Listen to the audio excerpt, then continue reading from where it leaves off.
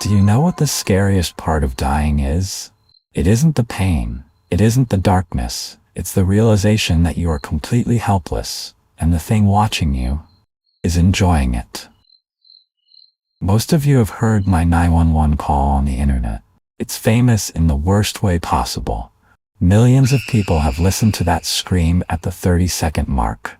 They call it the sound of pure terror. They discuss it in forums, analyze it on podcasts, but they always miss the most terrifying part.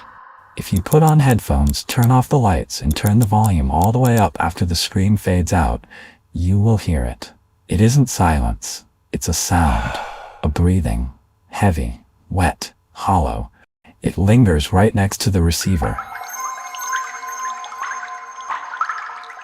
Let's go back to 1988. It was a Tuesday night in late October.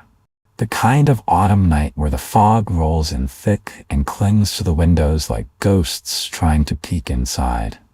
I was living in a ground floor apartment in an older part of town. I was sitting in my favorite velvet armchair, the one with the worn armrests. The only light in the room came from a single standing lamp, casting long yellow shadows against the floral wallpaper. Click, click, click. The rhythmic sound of my knitting needles was the only thing cutting through the silence. I was finishing a scarf for my grandson. It was a peaceful sound, a safe sound. The TV was on low in the corner, broadcasting the late-night news, but the volume was turned down so far it was just a murmur. I've always valued my privacy. My front door was double-locked. The deadbolt was thrown. The heavy curtains were drawn tight. I was in my fortress. I remember looking at the clock. It was just past 10 p.m. Everything was normal, painfully normal. But looking back now, I realized the air in the room felt heavy, dense, like the pressure drop before a tornado touches down.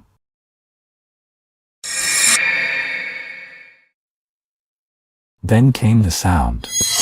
Crunch, crunch. It was the distinct sound of heavy boots on the gravel walkway that ran along the side of my building, right under my living room window. I stopped knitting. My hands froze in midair. I held my breath, tilting my head, straining to filter the sound from the humming of the refrigerator. Maybe it was a stray dog? A raccoon rummaging through the trash cans? We always try to rationalize fear, don't we? We tell ourselves it's nothing because we can't handle the alternative. But then, the light changed. The streetlight outside usually cast a soft, rectangular glow through my curtains onto the carpet. Suddenly, that glow was blocked. A shadow appeared on the drapes. It wasn't a fleeting shadow of someone walking by. It was a massive, solid black shape that filled the entire window frame. And it stopped. It just stood there, immobile. I could feel the weight of the gaze from the other side of that thin fabric. Someone was standing inches away from the glass, looking into the gap between the curtains, watching me. He knew I was there. He could see the lamp. He could see the old woman sitting alone. A cold shiver, primal and electric, shot down my spine. This wasn't a mistake. I had to call the police. The thought was clear, but my body refused to cooperate. My legs felt like lead. It took every ounce of willpower to force myself up from that chair. I moved slowly. Instinct told me that sudden movements would trigger the beast outside. I crept across the living room carpet, avoiding the spots on the floor I knew would creak. I made it to the hallway where the rotary phone hung on the wall. My hands were shaking so bad I could barely hold the receiver. I spun the dial. Whir, click, whir, click, click. 911, what is your emergency? The operator's voice was calm. It sounded like it was coming from a different planet, a planet where everything was safe and orderly. There is a man prowling outside, I whispered. My voice was trembling, barely audible. I am an elderly woman. I live alone. I gave her my address, my eyes glued to the living room window. The shadow was gone. For a split second, I felt relief. Maybe he left? But then, horror washed over me, cold and sharp. If he wasn't at the window, where was he? Clack, clack. The sound came from the kitchen, the back door. He was jiggling the handle. He wasn't banging on it. He was testing it. Gently, methodically.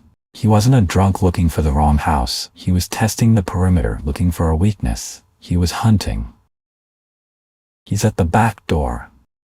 I hissed into the phone, panic finally cracking my voice. He's trying to get in.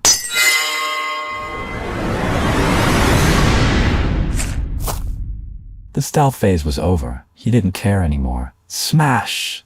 The sound of the glass breaking was deafening in the quiet apartment. It sounded like a gunshot. He had punched through the window pane of the back door. He's in. He broke the glass. I screamed into the receiver. Please, he's inside. I heard the latch turn. The door creaked open. Then, heavy, deliberate footsteps crunching over the broken glass on the kitchen linoleum. Crunch, crunch, crunch. He was moving fast, too fast. I backed up, pressing my spine against the hallway wall, clutching the phone like a lifeline. I had nowhere to run. And then he rounded the corner. He was huge, dressed entirely in black, a ski mask covering his face. But I saw his eyes. They weren't angry. They were dead, empty. Like a shark's eyes rolling back before a bite. He lunged at me. I screamed. That scream you hear on the tape, that is the sound of my soul believing it was about to leave my body. He didn't say a word, he just shoved me. A massive, brutal force slammed into my chest. I flew backward, hitting the wall hard before crumpling to the floor. The phone slipped from my hand. Clatter. It hit the hardwood floor and slid a few feet away. I lay there curled in a ball, visions swimming, waiting for the killing blow. I squeezed my eyes shut. Play dead, my mind screamed. Don't move. Don't breathe. I lay perfectly still on the cold floor, listening to the operator's tiny voice buzzing from the receiver lying on the floor. Mrs. J? Mrs. J? Police are on the way. The intruder stood over me. I could feel his body heat. I could smell him, stale tobacco and something metallic, like old blood. He didn't kick me. He didn't rummage through my jewelry box. He knelt down. My heart hammered against my ribs so hard I thought he must hear it. He leaned over, not toward me, but toward the phone. He lowered his face right next to the mouthpiece. And then he began to breathe. It wasn't the panting of a man who had just run. It was slow, wet, guttural. It sounded like fluid rattling in a hollow chest. It was a mechanical, rhythmic wheeze. Why was he doing that? He was listening to the operator. He was breathing into the line. He wanted whoever was on the other end to know he was there. He wanted to transmit his presence through the wires. It felt alien. It felt like he wasn't human at all, but something mimicking a human form, trying to understand how to use its lungs. For what felt like an eternity, there was only that sound. The operator shouting and that wet, heavy breathing echoing in the hallway. Then, sirens. Blue and red lights flashed across the walls, cutting through the darkness. The intruder let out a low growl, a vibrating sound deep in his throat, and stood up. He didn't run immediately. He looked at me one last time. Then he turned and bolted out the back door, vanishing into the night as quickly as he had come. The police kicked down the front door seconds later. They found me on the floor, bruised and in shock, staring blankly at the phone. They never caught him. No fingerprints, no footprints in the garden soil, no DNA. It was as if he had evaporated. The only proof that he ever existed is that recording. That breathing. Look around your room right now. Are you alone? Pause the video. Listen. Beyond the hum of your computer, beyond the traffic outside. Can you hear it? Is there a slow, wet breathing coming from the corner of your room? If you want to hear more true stories about the monsters hiding in plain sight, like and subscribe immediately. Don't make me face the darkness alone again.